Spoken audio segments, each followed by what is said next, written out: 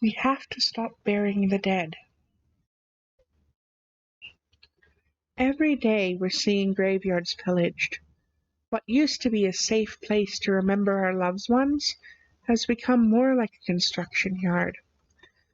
Piles of dirt and topsoil, lumps of grass, all picked up and pushed into piles. No tracks, no wheel marks or tread lines, not even marks from shoes or boots. There is no trace, except for the empty graves and piles of dirt. When it first started, the media was all over it, of course. We thought it was localized to our town, like some kind of crazy person or cult stuff was going on, but there was no surge of items being sold or pawned, so it's not like grave robbers had just started sprouting up and nobody had seen news or heard about anything about people stumbling around moaning for brains.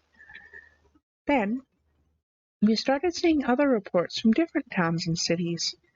They were warning us to stay away from areas highly populated by the deceased. Of course, we took that as zombies. The guns and ammo sold out of every store. Then the food, the toilet paper. Geez, and you'd think everybody believed they were going to shit 8 times a day for the rest of their lives. Story of early 2020, yo. What is more ridiculous is that the national media isn't covering this at all. Social media outlets have started removing anything even mentioning what's going on. But they can't remove it faster than people post. Yesterday, I saw someone post a video of a graveyard in Minnesota that hadn't been hit yet. Apparently, they had reports of a site being excavated nearby, so the guy set up some cameras and used a tree climber to hide and wait. The video was sped up. Hours went by. Then, finally, some movement. Something walked.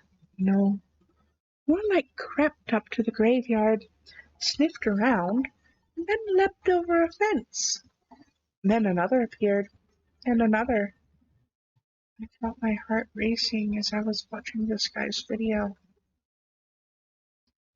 These things came out of the woods like a pack of wolves. They weren't animals, but they weren't human either. At least not entirely. What I thought were antlers on some of them, I learned were human bones pulled from the graves. They worked in teams. One team of these things would sniff out the graves. I guess they didn't know exactly that gravestones meant grave sites, so they sniffed and pawed at every grave. The second team would come 2 at a time to the graves and start digging. They dug like dogs, pulling the dirt under them and frantically moving side to side as the third team pushed the newly turned dirt into piles. It was amazing to watch, honestly.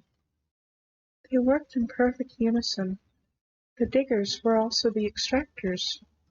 They climbed into the open graves, removed bodies and bones that they set into piles. They did this for every single grave until all that was left was empty graves, dirt piles, and piles of human remains. Then the video got darker. Some of these things would eat whatever flesh and meat were left in the pile, while others would take the bones and stab them into their heads to make antlers of their own. Whichever one of them didn't come in with antlers became busy by making a crown of human remains. Then, perfectly in sync, they turned and left, each one walking in the steps of the one in front of it until they were all out of sight. The video sped up again as the guy filming gave them plenty of time to leave. Then he made his way down and investigated the graveyard. It was exactly like the rest I'd seen. These things didn't leave tracks, no footprints or paw prints or anything like that. If I hadn't just watched the video, I wouldn't have known that they were just there. The guy went to each grave and showed them. Nothing left. Coffins picked clean. Then he turned it to himself and said, "This is Harvey. The bone collectors just hit Lanesboro. They do travel in packs. I counted at least 16 of them. It takes roughly 10 minutes to clear an average-sized graveyard. They work in teams. They are coordinated. Do not underestimate the—" He stopped and looked up, turned the cameras towards the woods. Nothing. Just branches, trees. Oh God. If someone's been recording this live feed, share it. Get it out there. Oh Jesus. The branches, I realized, weren't branches. They were bones. Human bones. The creatures had returned. One by one they stepped out of the cover of the woods.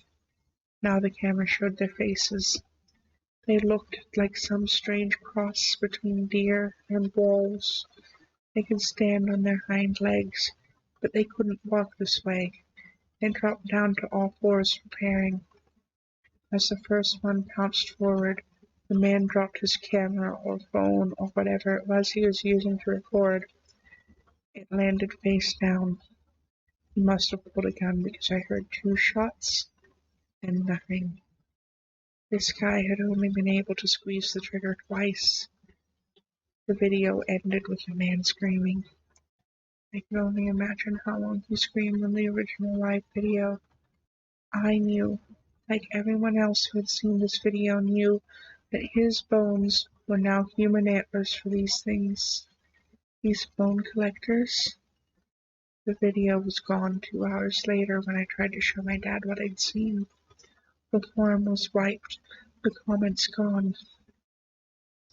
It was like it had never happened. Today, about 2 hours ago, I saw another video. A different place. A place in town. A graveyard that I knew had already been hit. But the graves were covered. The holes filled in. This time, wheel tracks had been left. They're covering it up. They are trying to act like nothing's happening. They are trying to keep us in the dark. But too many people have seen the empty sites already. Too many people have seen the creatures. Too many people are sharing what they've seen. If you've seen something, say something. If you see empty graves or freshly covered graves, tell someone. If you see the bone collectors, run, hide. We know they eat the dead. And now, we also know they will kill the living. This is Mothman signing off. Be careful out there, and find a way to stop burying the dead.